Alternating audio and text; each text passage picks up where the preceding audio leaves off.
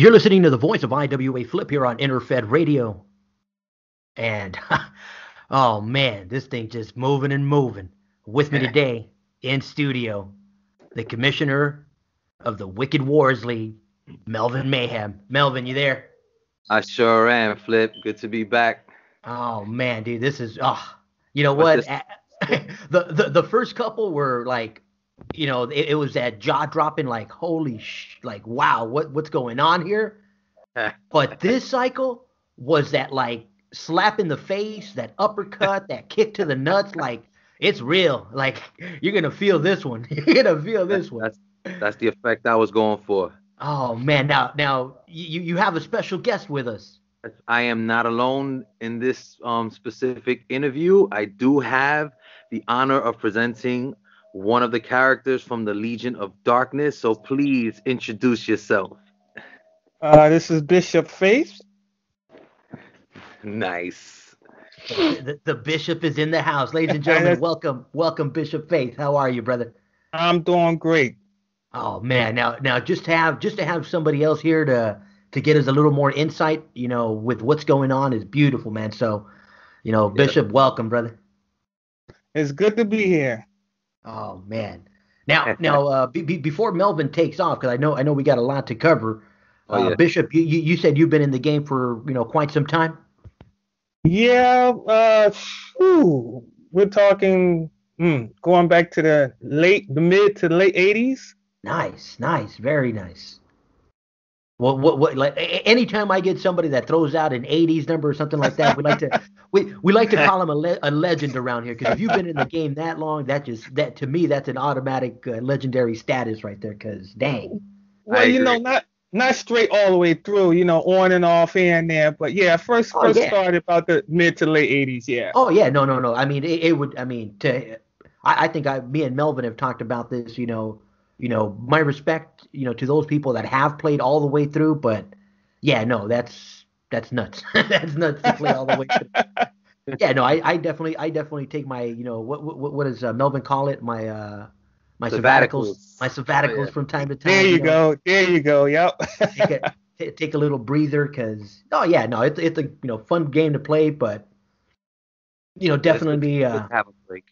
Oh yeah, definitely good to break the habits from time to time, but right now we're on a hot streak, so yeah, we're not taking any breaks anytime soon.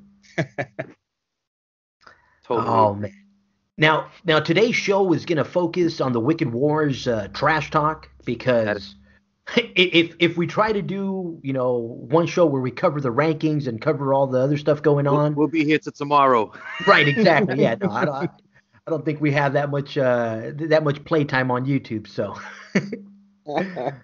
oh man. Now, Melvin, like I said, I had one manager tell me once. He's like, hey, make sure you pat yourself on the back. Make sure you give yourself kudos from time to time, because you got to do it sometimes. Like, I think you've told me at times also. It's like, hey man, you can't always be too humble. It is every now and then you got to take that credit. And brother, man, woo. Yeah, let me add to that pat on the back, man, because wow, Thomas, I mean, you've worked with this man. We've worked with this man before. What are your thoughts on him coming back and revisiting the game with us? Oh, I was excited. I'm a leftover from the NBL, and once I knew that Melvin was starting a new league, I was in instantly. Nice. No questions asked.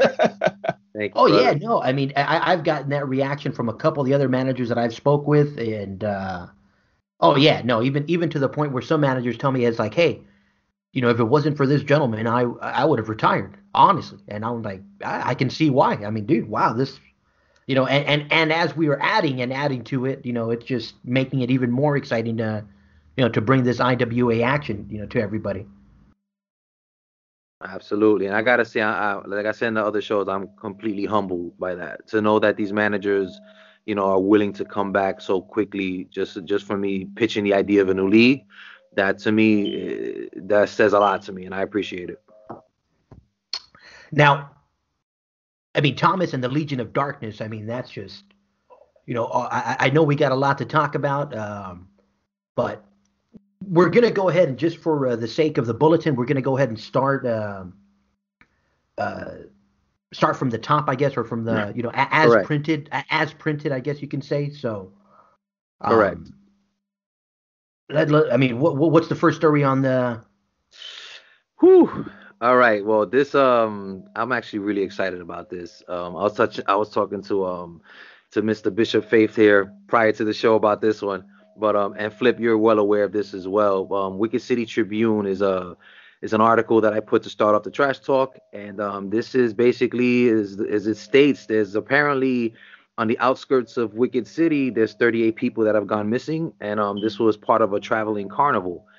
And apparently, they have these three clowns, these evil clowns that are suspects to the 38 people missing. They're not sure if they're the actual ones that are behind it, but all the people are pointing towards that in this creepy carnival that keeps, that popping up, and certain residents keep hearing crazy things about this carnival and these not so good stories. So something's definitely going on again on the outskirts of Wicked City, and it looks like whatever it is heading this way.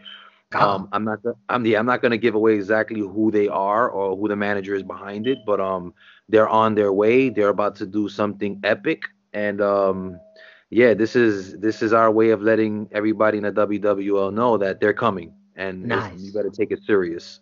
Oh yeah. Now, Thomas, if you don't know, just like yourself, how you're coming over from the NBL. Yes, that's You know, right. when we had this mashup where, all of a sudden, Melvin and I crossed path, a lot of the managers that, were helping me out, a lot of the managers that, obviously the managers that are helping Melvin on is were the key to bringing that, league to life. But now that we're having this crossover where, me and Melvin are crossing path, a lot of the managers that I've met over the years are now coming into the mix. And yeah, this Dark Carnival is a group of them coming this way. So, keep your eyes on that one. Oh yes. I can't get too far into it, but it's definitely gonna be something to look into over the next few cycles. Oh yeah, I'm sure the Lord of Darkness there has his eye on the entire cast coming in, because like I said, I've seen what they're up to. Oh yeah, Definitely. I know you have. Oh yeah. So I'm looking forward to the next two cycles. By then, everybody's gonna know who it is and what's gonna happen. But again, it's gonna be epic. So it's one of those slow burns, Flip. Oh yeah, love it. I just hope they're ready though. Oh yeah, no, you know what? With you know what, Bishop, as you're saying that, I guess everybody always thinks they're ready. But when you run it, when you actually get, eye to eye, up and face with the Bishop, it's a whole different story. There you go. You might think you're ready, but when you're eye to eye with the Lord of Darkness, then yeah, things change. I could tell you this much: my group, we won't have no problems welcoming them then to the league. Nice. No problem at all. What'd you say, Bishop? Come get your welcoming, kids. And there you go. Oh, nice. So yeah. Now this group here is another one that's already there. Yep. That, in my opinions, it's just, Annihilation Inc. is. Yes. Oh, they're dangerous. I have to agree. Annihilation Inc. is headed up by Justin Kyle, and basically in this segment they kind of went on record saying that they've been overlooked, I guess, and that a lot of the attention hasn't been on them. But meanwhile, they've been doing things silently, gaining credibility, even though they already had it prior in the stint in the NBL. But again, this is a brand new league, so everybody has to earn their stripes all over again. But they're doing just that. They're winning some gold. Justin Kyle did mention in his trash talk that he did have some classic wars. One of them was against my main guy in Passive Nave, where he actually beat Nave for one of the main titles there, the Crimson title, which was no easy feat. And also how the Poison 1 and 2 brothers actually dominated the tag team scene for a time, which they did. So they're reminding everybody, listen, you guys could sit here and talk about XYZ, but you're forgetting about AI. And they're about to let it be known that they're nothing to play with. And Justin Kyle actually went ahead and called out who else but Phantom Striker. So I'm looking forward to seeing how Striker responds to Justin Kyle calling him out like that. Oh yeah, no, and I'm going to add this to it. Anytime somebody, brings the characters and, shouts out what we got going on here, I'm definitely going to take note on that, because when I saw that, I was like, what do you mean we forgot to overlook them? I thought we talked about everyone. And then I started listening back, and I'm like, holy shit, we haven't mentioned this dude once. So he was definitely overlooked. I mean, Bishop, do you know anything about this guy, Bishop? You were back in the NBL. Can you shine a light on this AI? Yes, we had some run-ins with them. Nice. I'm very familiar with Justin. Very familiar. Oh yeah. Melvin and I have spoke Bishop over, how, our wrestlers' histories, they don't disappear. So just because the Bishop is coming to the WWL doesn't mean the stuff that he did back in the days just, goes away. Mm-hmm. Because it just becomes a part of your character. It becomes of that, that crew, or a part of that stable, So, yeah, no, I definitely like to keep the history moving. Definitely like to. I enjoy it when managers reference history past, because, like we all know. You've been in the game long enough, Thomas. It's one of those things that, you can't go back. If you had that one trash talk that, was the best trash talk you've ever written, it's hard to go back, because not too many people have access to archives, Absolutely, you're right. Yeah, that's why. It's fun right now that we're doing these shows, because we get to archive some of the stuff, we get to archive some of the trash talk, and more than anything, get to highlight some of the bigger and better angles, which is what I'm having fun with. Absolutely. Let's see. I see who's coming next, and I know you do. I have the urge to go like nah, but go for it. Oh man, I love it. The family, baby, Batman and the rest of the gang, man. Yes. And you see also, if you notice too, I kind of started hooking up a lot of the artwork for the character stables, just to make it pop and give them a little more relevancy. This was one of my finished products for the Batman family. I just want to put out there that they're not going to be alone much longer. They do have reinforcements coming in very soon. I'll leave it at that. But the Gotham's Finest is about to expand. All right. At that, yeah. Now, they numbers game is not in their favor, so they're about to do something about it. There you go, yeah. And Flip, let me just intervene 1 second. And last cycle, they had the audacity to call out the Legion of Darkness. You know what? I remember that when we were covering in the show. For a minute there, I thought they were calling out the Legion of Doom, because that's who their rivals are in the comics. And then I looked a little closer. I'm like, wait a minute. Mm-hmm. They went after the big guys. I'm like, all right. Oh man. Now, we mentioned this on a few other shows that we had on, Thomas, where, not every commissioner allows for, crossovers like this. Here we have characters that are obviously from the superhero dimension, from the superhero league, or whatever you want to call it. And I just love seeing the fact that Melvin is okay with allowing them in. It's like, hey, you know what? If they want to get their skulls brushed in, go ahead and let them. Bring it. That's right. That's the whole point of the league, Flip. This is, again, I mentioned in one of the earlier interviews that WWL is a platform. Anything can. I like that you said dimensions, actually, because that's gonna come in one of the later trash talks. But that's pretty much it. Like, anything can happen. It's like one of those, what they call that, multiverse. Like, in one Earth something happening, another Earth there's another set of people. It's kind of like that, where anything goes, anything can happen. You can't underestimate or overestimate any particular character, because you have no idea what they're capable of. They might look all cheeky and on the outside, but they'll be the first to beat your ass as soon as they get the chance. So and also too, you said that they have won a couple titles too since they've been in the league. So they're no joke. They're no joke at all. They're absolutely not. Oh yeah, no, I know it's I know it's a little expensive to sign Batman and Robin to come back to the house show, but Yeah, it so costs they some money. have they do have limited matches, but at the same time, like you're saying, Thomas, I mean, when you do get enough money to hire Batman to come to a show, watch out, man, because that's a tough feat They- right there, man. And in this case, these guys, they're expanding, I guess, their what's the word I'm looking for? Their web of victims, because in this cycle now, as you notice, Robin actually mentioned Judge Death because Judge Death did call them out in the last cycle, if you recall. So Robin's pretty much saying, Judge Death, huh? Like we're not scared of you. Doesn't matter who the hell, what judges you are. And Batman in this case called out Skyblade Tiger King. Again, he's surprising me. He's coming out of nowhere. He's really serious about the whole getting after all the vigilantes in WWL. So it's not like he's focusing on just one particular person, but he's letting all the people that he feels are the wicked ones that I'm coming for you. It might not be this cycle or next cycle, but I'm coming for you. So Skyblade got called out. And again, that shocked the shit out of me. Again, I love it. That's what I love about the whole WWL concept. You never know what to expect in any cycle. But so I'm looking forward to that. And then Batgirl basically saying she's a one-woman war and she's coming after anybody, female or male, that decides to get in her face. So I'm looking forward to seeing what these three continue to do. Nice. Now you mentioned that casting that wide net to see what falls. Oh yeah.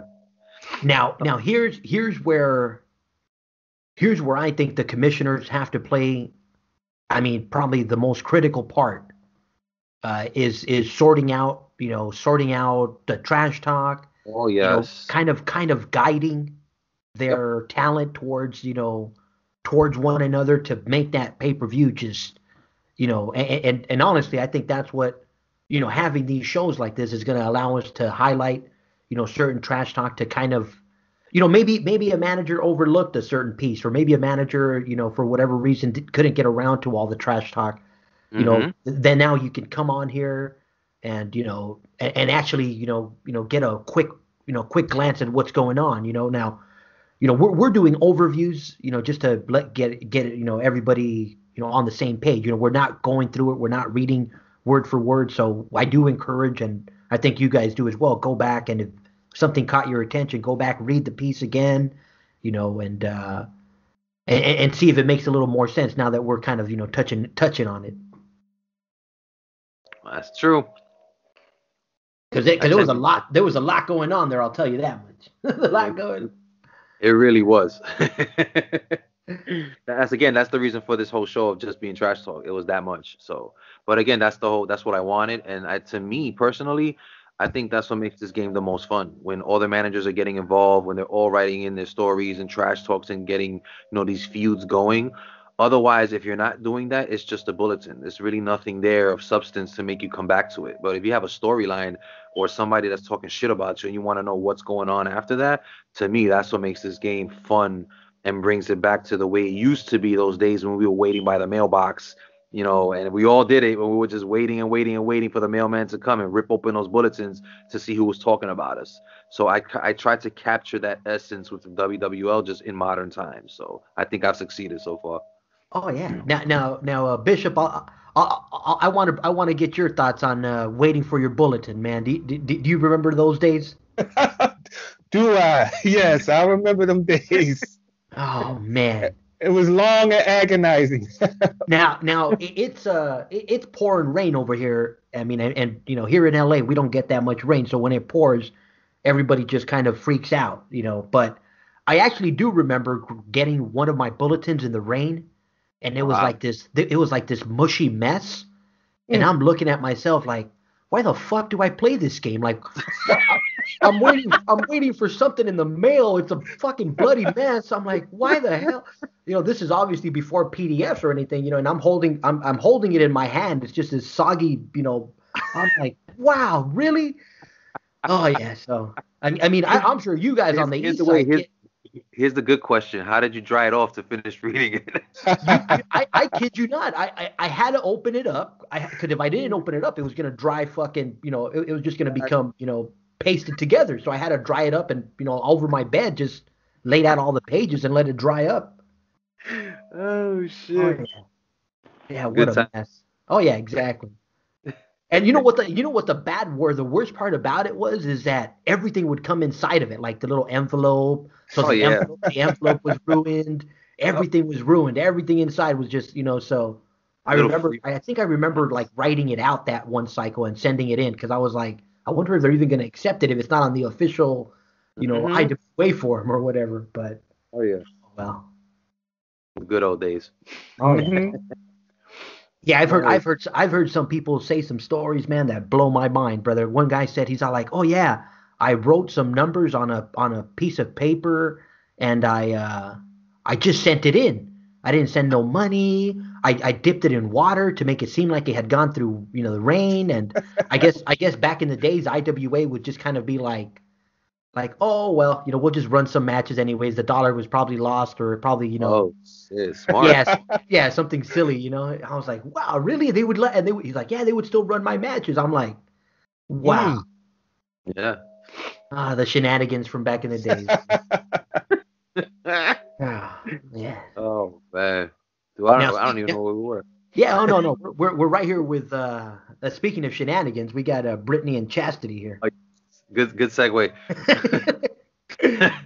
But Britney and Chasity, this was actually an example of what I mentioned, where some managers, they don't have to send in these elaborate, sneak attacks or write-ups. It could be something simple, something to touch on a storyline or to progress a storyline.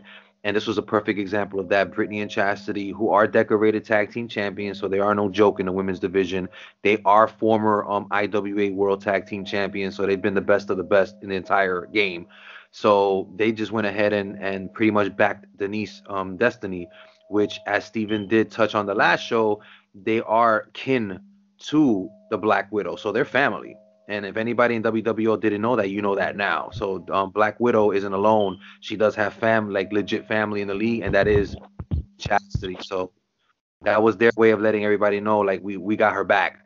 Nice. Cool. So again, that's a way to progress storylines. It wasn't too much. It was, very to the point, but it was a big point, and it's going to help progress more storylines in the future. Now, Bishop, I mean, I remember getting online with its old, I mean, I don't want to call him old guy, but this older manager, and he was talking about how, back in the days, the trash talk was like 30 pages long, and that was just one guy's trash talk. And I'm like, wow. I'm like, are you kidding me? He's like, nah, dude, trash talk was long. It was written well. It was, this, and I'm sitting here, and I'll be honest with you, I think what we got going on right now is pretty dang cool. But he was just like chopping at me, bro. Like, oh no, this is horrible. This trash talk is no good. And I'm listening, and I'm like, oh wow, and the way I am, I started picking his brain. I'm like, all right, cool. Well, let me be my critic. Criticize my work if you don't mind. Mm-hmm. And it was like I went back to back to college and back to English, English 100. It was cool. And I'm actually trying to get him on the air. So Will Malone, if you're out there, like I said, I hope you're listening. Hope to have you on soon, man. Because I hope to have some of his trash talk in the WWO. and you know what? That's the one thing. Like, right now that we're having these shows, a lot of managers that quote unquote retired a while back or that are taking a leave of absence right now have reached out to me. So, every time they ask me, like, hey, what leagues? I'll go. I'm going to go on air and say it. If you're in the Iron, the GNL, definitely a hot spot. We're still trying to get on Venom Scott for the XPL. So we'll reach out to him again, see if we can get him on. But definitely, if you're in the Steel, the AWL, the CCL has a lot of stuff going on. Obviously, the Gold is loaded. Yeah. But when it comes to the Diamond, there's only one. I mean, I kid you not. I'm looking around the Diamond, and there's only one place to play right now, and that's that's the Wicked Warz League. If you're not in the Wicked Warz League in the Diamond, then yeah, why be anywhere else? Well, I digress. I do gotta give a shout out to NSL also, because they're doing their thing over there as well. So. Oh yeah, no. You know what? I completely forgot about the NSL, but I meant more for the trash talk, Melvin. I mean, Oh yeah, in terms of angles and trash talk, no disrespect to the NSL because what they got going on there is just fantastic. Oh, yeah. Beautiful. Yeah, but in terms of getting angles going, it's work in progress. But their tournaments that they got, yeah, definitely kudos to the NSL. Absolutely. Now I know trash talk wise by far my league. Now, this next group, verdict guilty. Oh, this is the Dark Judges, and they basically, this is what I touched on when you mentioned the whole dimensions thing earlier.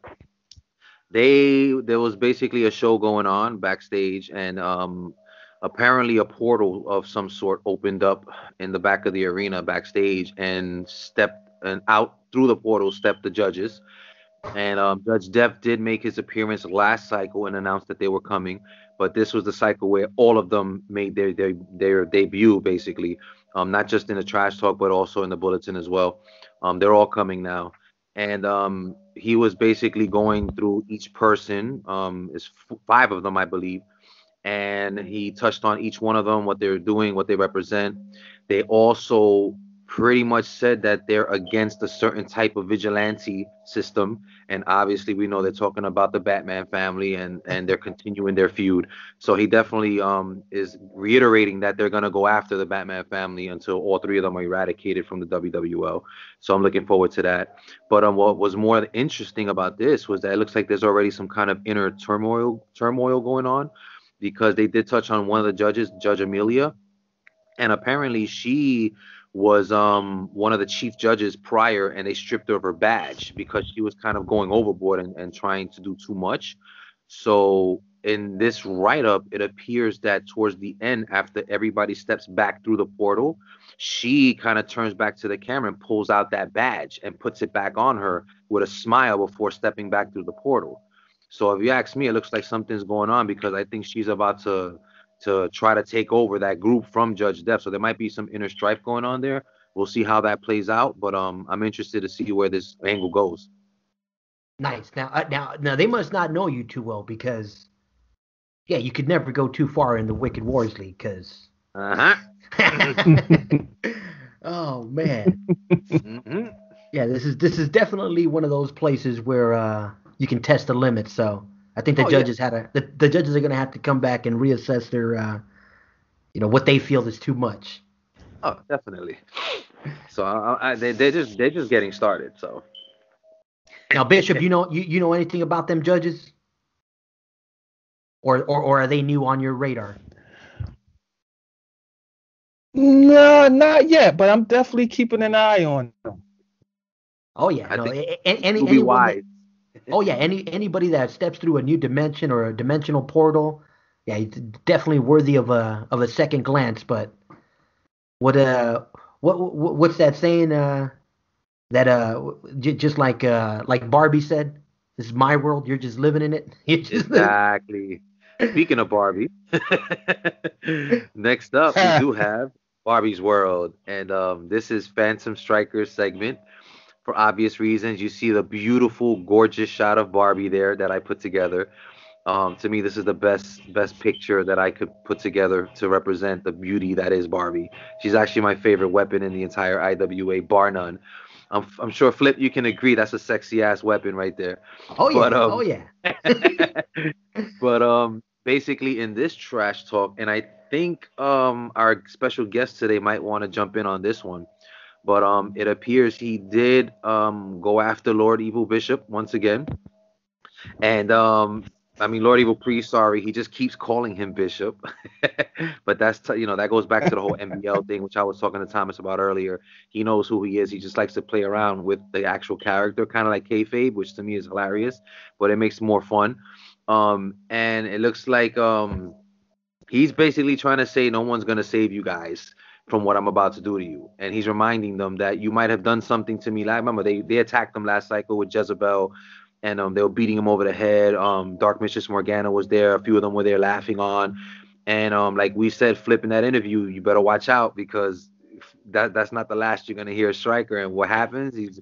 he not only is he saying he's gonna do something to each one of them, but he actually ended up doing something, which we're gonna get into later on. So. Oh. Now, I want to hear it from the bishop. I mean, nothing against getting it from you. What are your thoughts, Bishop? This shit's coming right at you. Well, let me say, I think that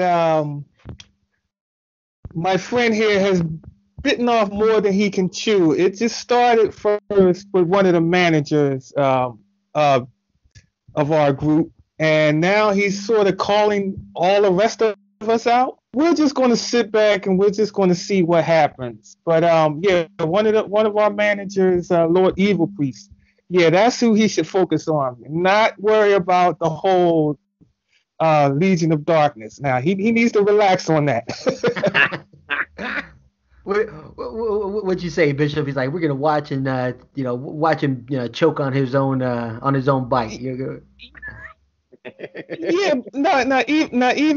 even though I will admit we had to send them a message. We did, sneak attack them a little bit, but that was just to send them a message like, hey, just leave us alone. Concentrate on Evil Priest. Don't worry about us. But we got his back though. Oh man, I love it. That's just a nice way to greet. It's like, hey, that's the way we say hi. That's just the way we say hi to Jezebel. Oh man. So yeah, that's again, we're gonna get into the actual attack later because that's further on down since we're going in the order of the bulletin.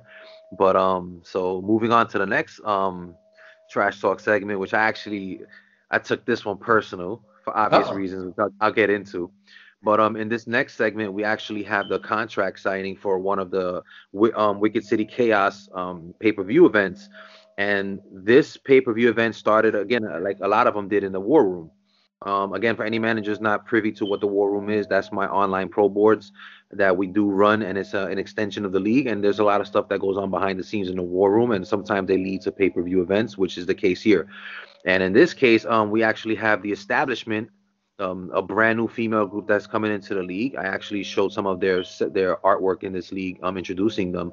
But they're going up against the girls from Legion of Darkness. That's another reason why I'm glad I have Bishop here. Maybe he could shed some light on that feud also.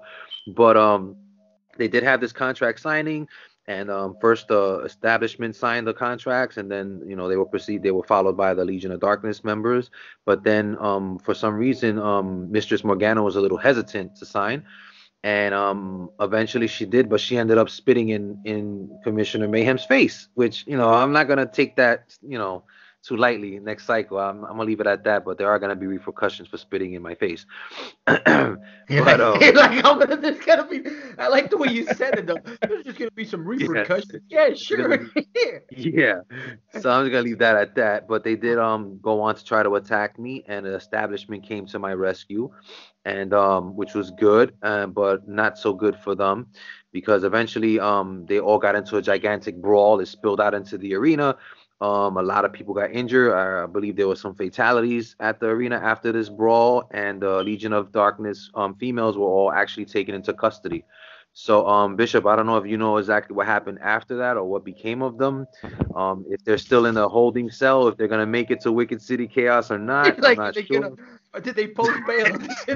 They're going to post bail or what? I don't know. But something's up, because I don't like the fact that they're locked up. Oh, they're out. So they're ready to rumble, huh? They're ready, but let me just say now, there's 6 managers in the Legion of Darkness. Mm-hmm. The females are completely on a different level. So what they do is their own doing. Well, tell Morgana to come see me.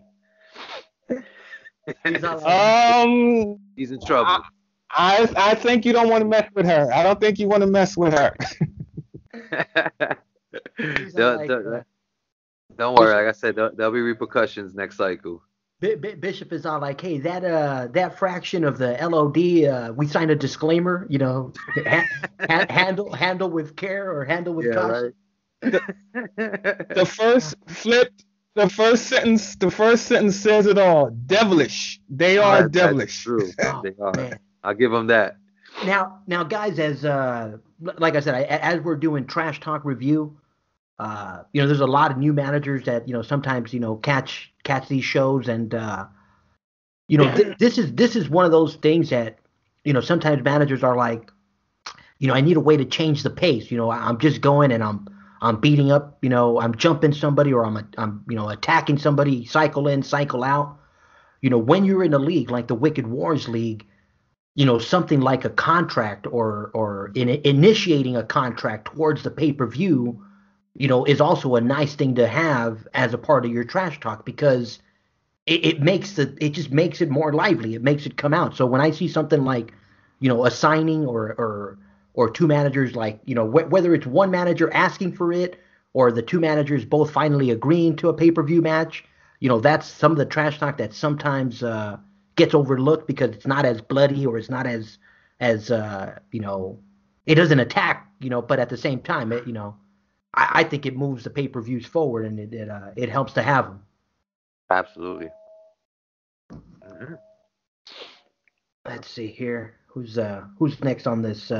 Next up are my peoples, and that's the Agents of Endgame. These are my specific army of wrestlers, and again, like I said, Morgana's in trouble. I'm gonna leave it at that.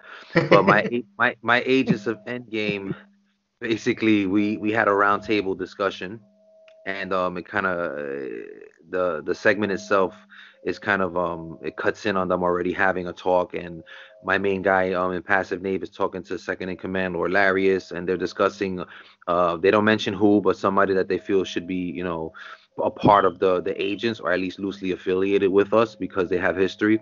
So they're considering having this person be like an honorary member of the Agents of Endgame. But so they're discussing that, and apparently it appears that Candy, Irresistible Candy, she's the female, one of the females of the group, and she has a critical role to play in all of this. But it seems like there's something going on, and they're not letting on to it. It's more subtle. So she's basically saying, like, I know I have a big part, but I can't keep, doing this. And Nave is trying to reassure her, listen, everything's gonna be fine. Keep doing what you need to do. Kind of like brushing it off. And on top of that, also that was brought up in the discussion was Crusader is basically saying that everything is right where they need it to be, that everything's going as planned, which is good. But also Cannibal touched on his feud with Skyblade and how that's going, and that basically, Tiger did get the best of him, which we covered on the last episode, that he did beat him, and he went on to go to the Calamity contract. But that feud is far from over, and Nave, addresses that and saying that their feud was legendary, and it's not over. He won the battle, but not the war. But towards the end, he basically gives them the green light to go out and attack certain individuals who they don't reveal this cycle, but it's going to be the next cycle where my master plan officially starts to come to light. So next cycle, the Agents of Endgame are going to probably be front and center when it comes to trash talk and what they do. I'm not going to say what it is, but it's going to be big, and it's going to lead to something even bigger come pay-per-view. So nice. Now, I mean, as where most managers have fractions, I mean, you just got one, kind of like one little division. Everybody is a part of the same. correct. This is my group. All 8 are part of my Agents of Endgame. Okay, cool.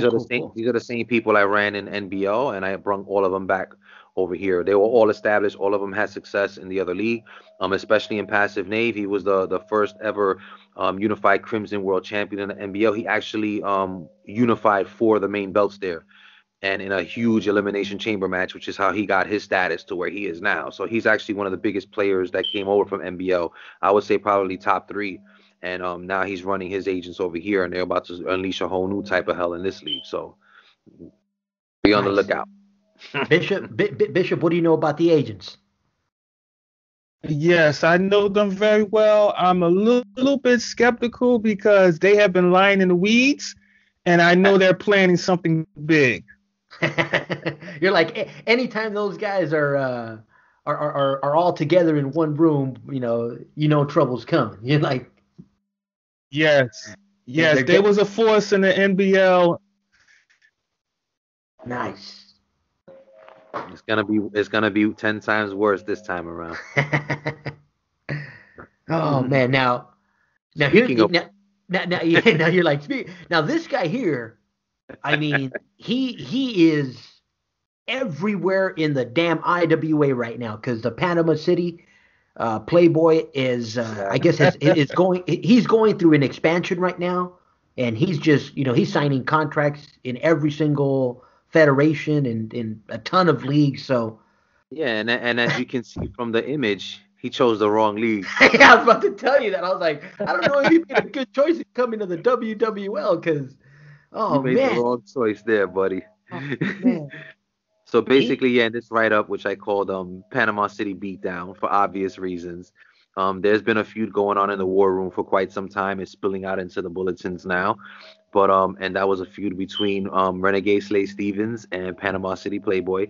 My one of my main guys, Impenetrable King, was part of that feud, but not so much. It was more about the other two.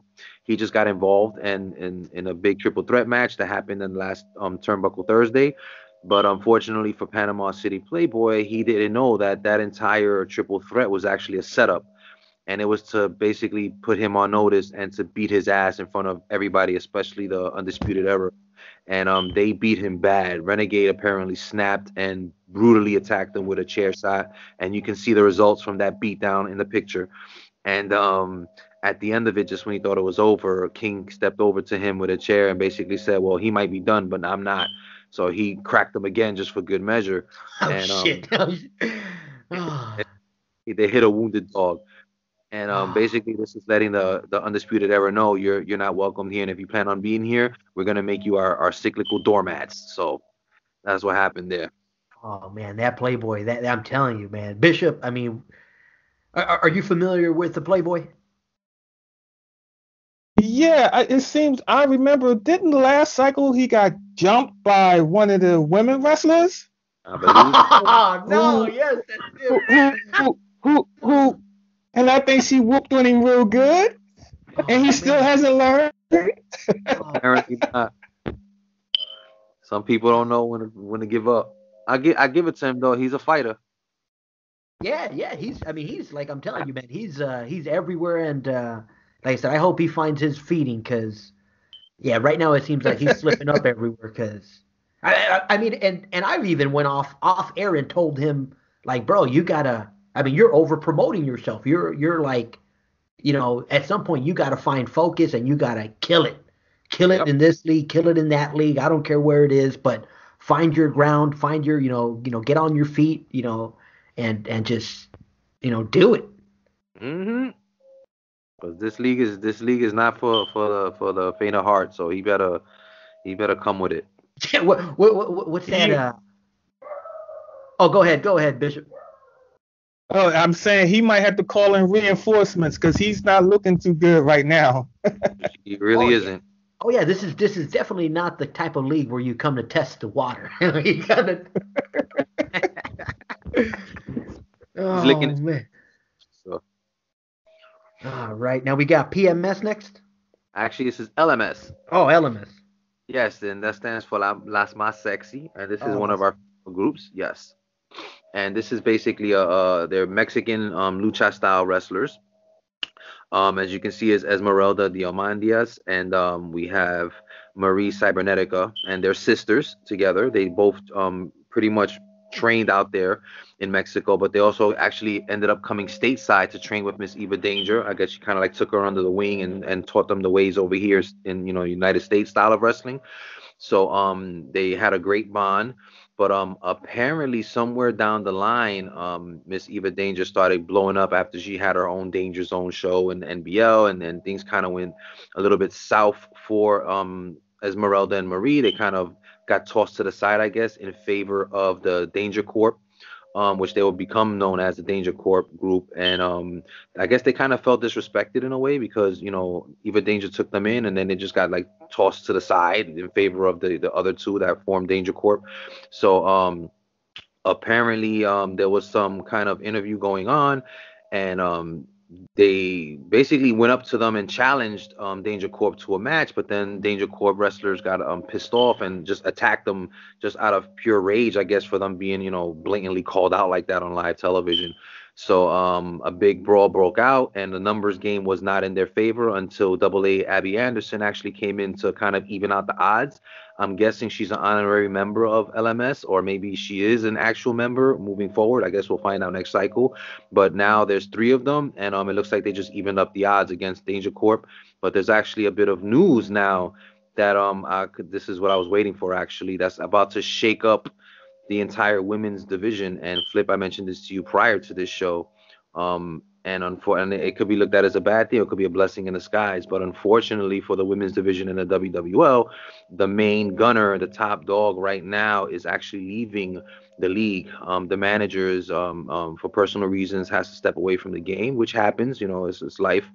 But because of this now opens up the door and the floodgates for the entire women's division. So a lot of people that might have felt that they were in Eva Danger's shadow because she was hogging the spotlight, but because she earned it. And you and I, Flip, we discussed why she was on, breakout star, and she's accomplished a lot in 2 short cycles. And but now with her out of the equation, it does shake up the women's division entirely. So it's like open season now. Whoever wants that top spot, it's there for the taking. And we have a lot of great and talented female wrestlers all looking for that number 1 spot right now. So it's going to be interesting to see who steps up, who takes that place, I guess. And now a whole new spot opened up for Wicked City because Eva Danger was locked in for the women's title, and now she's not. And that spot is actually going to go to Dark Mistress Morgana now. So she's locked in for the first spot for that women's title. It's going to be a matter of who's going to be there to challenge her leading up to Wicked City. So things are getting interesting in the women's division. Oh, nice. Now, when it comes to that, and I'm going to go ahead and break the what do they call it? Break the fourth wall for a little bit. Oh. When it comes to managers, obviously we say this all the time. I mean, life comes first. Obviously this is a hobby. This is a game we play, to relax, to enjoy our free time. As a commissioner, when you have somebody stepping away, I mean, it's beautiful when they tell you, but in some cases you don't. As a commissioner, Melvin, do you take it upon yourself to kind of write the character like as getting suspended, or do you write the character off? I'm going to address that in the next cycle. I'm not going to say how she's going to be written off, but I already have a good idea of how I'm going to go about doing it. I'm gonna play that card, close to my chest. I will reveal it next cycle. Cool. It's gonna be, something memorable, and it will honor her. But for right now, again, the main focus is not so much her leaving, but as far as what the women that are still here are gonna do about her leaving. What are they gonna do? Perfect. I like that. And as we're scrolling down, Bishop, Bishop, you're up, man, because. You want to take over this one, Bishop? Sure. Okay. Legion of Darkness. Yes, as you see, that's all of us like right there. And we're sort of sending a message out to the Cape Crusaders, Batman and Robin. Mm-hmm. Now, Bishop. I mean, as a manager, I mean, obviously, when you see stuff like this for the first time, it must be cool to see your guys floating around in somebody else's perspective. Yes, it is. It's. I mean, just looking at the pictures, like, oh, wow, okay. And I mean, it just adds to it, because I mean, the trash talk is beautiful. And then just to be able to get a little bit of a visual as to, I feel bad for Batman and Robin right now. I feel bad. Like, oh, man. Yeah, that radical rabbi in the middle kind of looks kind of wacky to me, so I don't know. Oh, yeah, that's the worst one right there. That's the guy I'd be the most afraid of, man. That guy probably has some cynical-ass shit behind him ready to throw at you or something. And actually, he's just a mouthpiece of the group. Ah, yeah. He's like the mouth of the South. Yeah, that's why I put him with his hands up with the red eyes. I love it. So Batman and Robin, watch out, man, because your time is coming. Pretty much. So for the next two, I'm just gonna briefly touch on it. It's nothing major. Riot Squad and Undisputed Era. They're pretty much just saying, things haven't been going their way. You better not underestimate them because moving forward, they're gonna remind everybody that why they're here, and they're gonna try to gain some credibility, so to speak. So not so much story wise, but again, it was their way of letting everybody know that we're still here. Don't forget about us, and they're gonna bounce back soon. Hopefully, I'm actually rooting for them, but after what happened to Playboy, I'm not too sure about You're that. like not looking too good. Yeah. So on to the next juicy trash talk. This would be Phantom Striker, and we knew it was gonna happen. Flip, and rest assured, he got his payback already. In this instance, he wound up going to this abandoned looking church, and he walked in and caught Sister Cynthia and Mother Superior of the Legion of Darkness, Oh and no! It came up. huddled Oh up, man. apparently praying to the altar of sin. And there was a bathtub there with some holy water.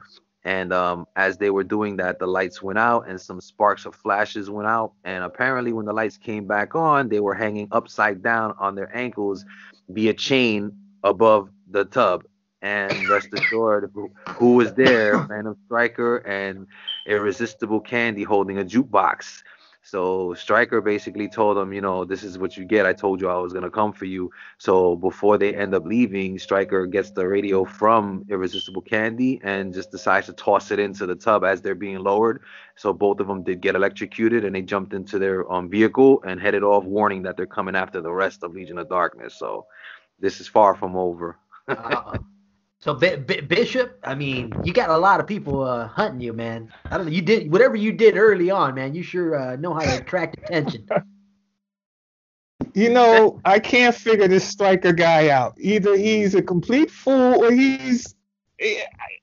I don't know what to say about him. This guy, we can't get rid of him. What do we have to do to get rid of this guy? Oh yeah, no, there's a word for it. It's called crazy. It's called crazy. The dude's a lunatic. Oh yeah, man, and he knows it. Shit, man, he's the first one, man. He's all like, yeah. He's like, man, That's what he. drives him. Oh yeah, he's all like that. Testing that peak of insanity, man. He's definitely there. Yep. All right. So I guess for the next few I'm just gonna cover quickly because there's one main one I want to get to. The next one was basically Denise Destiny gets attacked by some newcomers, Hell's Angels. It was Alexis, Axis Evil, and I believe Raven Phoenix. They pretty much caught Denise Destiny coming from. I think she was attending an arena, and she came out her limo and they attacked her. Ended up spraying yellow spray paint on her. That's why you see the Krylon can and the paparazzi all over the limousine. And they basically welcomed her to the league the way that they should, which is beating her ass in front of all her fans. So Uh-uh. that's going to lead up to something. If anything, we'll touch on that more in the next one. Again, I'm just skimming through these to get to the good one that I want to get to before we wrap this up. Next one I have that's Shiva, terrorist Shiva. She actually debuted this cycle. She did win a title, and not only that, but she decided to go after the main man, Dinko the Dentist Larvae, who was a two-time Nice.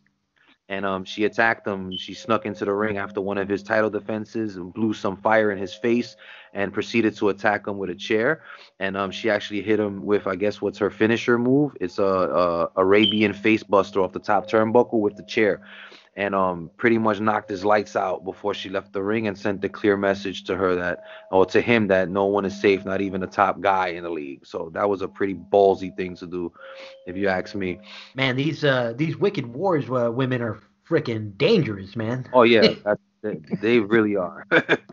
The next one we have was the Affinity, and this was Renegade Slade Stevens and the gang. They were basically just speaking with the agents about the beatdown that they gave to Panama City. So that was just them talking, and apparently it looks like there's some skepticism as to if they should be able to trust the agents. So we'll see how that plays out. So right now they're allies, so to speak, but they do know that something's up, or at least they sense it. After that, we also see that Craven Kraus attacked Hal Uranus. They've been going at it in the war room and in some of the trash talk, and I guess Craven Kraus finally snapped, and he decided to try to stick what he calls his hot dog H, and it's a gigantic plastic hot dog, and he was trying to stick it in Hal's ass. So apparently he didn't succeed, but he made him scream, and he basically embarrassed the hell out of him in live TV. So that was kind of funny. That's far from over. Oh yeah, no, that's definitely far from over. Yeah. Anytime someone tries to what is it, Gaddafi you? Yeah, That's no. yeah. So we have that. I wish I could get into those more, but again, you know which one I'm trying to get to, Flip. Again, after that, we had the Survivor Dynasty. Obviously, Michael Giuliano went on air and revealed who the masked icons were. So now we do know it is the Survivor Dynasty. All the main members of the TSD family are in the WWL. That includes Extreme Survivor, Denise Destiny, Fire and Ice, a lot of the heavy hitters. And Denise Destiny did call out Miss Eva Danger. Unfortunately, because of the circumstances, it looks like her feud is going to have to move on to someone else. But again, women's division is stacked, so I'm pretty sure she'll have plenty to choose from. Now in terms of the dynasty, like I said, we're definitely going to have Michael back on because I mean we ran short in our interview as well. Yes. So I'll try and reach out to him, see if we can get him on shortly, so like that we can go cover the dynasty a little more.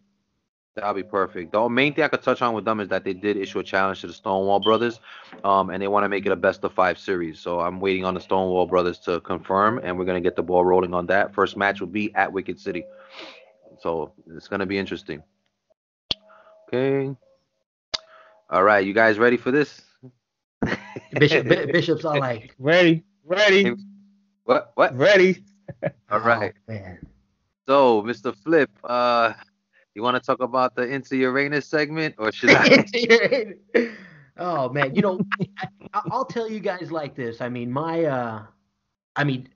in talking to old managers and the way they used to do it back in the days, they tell me, hey, you know what? There was that surprise aspect of the game that everybody looked forward to. Mm-hmm. And nowadays, obviously, with the whole social media, a lot of managers interact, behind scenes. So, I was fortunate enough to piggyback into this interview when I heard who the interviewer was, I was like, you know what? Let me reach out to this manager, and we kind of reached out, and I will tell you guys this. I mean, we reached out. I think it was Thanksgiving week. Yeah, so that's when I mentioned it to Hal. I was like, to Rick. I was like, let's get this going. So yeah, and it's awesome to work with somebody else and to add a little continuity. Bring both of our characters into the angle, and at the same time, in working with Rick, I had to throw in an extra jab at Melvin, or not an extra jab, at least something for him. I had to do it. Yes, man. You did. Man. So I mean, Hal Uranus runs a segment in Uranus, which is his way of interviewing people. And oh man, the first time I saw it, I started cracking myself up, man. I'm like, holy shit. And Bishop, if you don't know, I run a character called Paco el Pequeño Pato, which basically translates to the duck or the small duck. Mm-hmm. But and he's gone throughout the IWA. He's gone from league to league, and believe it or not, he started a rivalry with Renegade Slade Stevens way back in the gold, and we were never able to finish it because of contract differences that we had with certain leagues. So we had to go move out of a league. So we never finished that feud. So once he caught wind that I was helping Melvin out with the WWL. He reached out to me. He's all like, dude, you got to bring that fucking duck. you got to bring him over here. You got to bring him. Like, I want to tear that dude's fucking bill off. I want to, pluck his feathers. I want to have roast duck for Christmas, man. Bring him over. Bring him So I was like, all right, cool. Fuck it. Let's work on something to bring the duck back into the mix here in the WWL. So I thought of the interview segment because, what better way to introduce yourself than an interview segment? And then Rick's hilarious, man. I fucking get blasted out of eating his shit, man. And he's all like, hey, this interview is kind of it's a little risky, because my wrestler there, doesn't really wear pants. And I'm like, what? Yeah, it's like, yeah, he doesn't wear pants in the interview. I'm like, holy shit, this is gonna get fucking nuts real quick. I mean, literally nuts in your face, man. I'm like, wow. So yeah, it was a good segment, man. I loved it. Even towards the end where I got slapped with his Johnson across the face, but Oh, fucking man. Oh yeah. Yo, Now, that shit had me dying. oh man. Now, just to speak on that, because the duck did run off in the interview, and then at the end, was the little extra that I added for Melvin, because like I said, I wanted to give him a little something to look at also. So, just in case you're wondering, the duck wasn't sure whether he had to pay, for the Johnson across the face, or whether he got it, as a freebie. He wasn't sure, but he went home satisfied, man. He went home, sat on his couch, picked up the WWL Wicked Warz bulletin, and smoked himself a cigar. So, And I gotta say that was the best part about it is that he was actually reading the report. That was genius, man. oh man, I had to throw that in there, man. I was like, I gotta give him a little shock and awe, man. This guy does so much work, man. I was like, I gotta give him a little something to look forward to every bulletin. That shit was amazing. Oh, man. And real quick, I'm glad we got to cover that. There are, just to mention, because I don't want them to feel like they were left out. There were 3 other segments also important, but I'd rather the managers go out and read them if they haven't, or if you're interested in WWL. They're great segments. Hey, Melvin. I mean, you make it seem like this is a one and done, man. I mean, let them know that, hey, you know what? We'll catch them on the next one, because Yeah, definitely. The next show is gonna be more about the stats and everything, but I am gonna, come back to the ones that we missed. There's only 3 of them, but they're equally important. I don't want them to feel like, they got overlooked intentionally. It's not. It's just that we're short on time. But those 3 were the scoop, which was an interview with Dinko the dentist. He finally spoke out, and he actually attacked Monica Mayhem in that interview. We also had the Candid Chronicles, which was roving reporter Medusa interviewing Batgirl, which I'll touch on in the next one. And we also had the Danger Zone, which was it looks like Britney and Chasity will offer some contracts to join up with Danger Corp, but we'll see how that plays out as well. But again, some really great write-ups that were included. We did have some new people debut, including Nubia X, Hell's Angels were in there as well, and as also the Establishment. So again, a lot's going on in the league. For anybody that's new and coming on board, definitely check it out. The bulletin is up on the homepage. Reach out to me if you're interested in the league. I do have a couple of managers coming on board within the next few cycles. This is actually the perfect time to come on, because by the time you do come, it'll be at the pay-per-view or the cycle after, which to me is the best time to join the league, because that's when everything's finally getting its grounding after the first pay-per-view. So there's a lot going on, and like I said, the next show is going to be all about the stats. We're going to focus on the tag team division, like I promised the last time. So we're definitely going to get to that on the future show. Most definitely. I mean, hey Bishop, it's funny how an hour flies by when you're talking IWA, huh? Yes, it does. But I have some exciting news for you guys. Nice, Really? Nice. I have just received a text from Miss Eva Danger. Uh-oh. I'm not going anywhere, she says. What? Well, I mean, like I said, we got another show. Go ahead, more? Bishop. I'm saying, Flip, if you wondering why did she text me, well, that's my sister. Aha, nice. So, yeah. So, but yeah, she's not going anywhere. Obviously, I don't know what happened with her leaving, but she says she's not going anywhere. Well, wow. There's some business. Oh yeah, there's some late breaking news right there for everybody. So I mean, like again, I didn't expect that one. and just to throw it in there, I mean, like I said, we do have another show coming. Like I said, I would love to have as many people on. Like I said, this is Bishop. It was great having you on. Like I said, it's going to be interesting moving forward here in the Wicked Warz League with you.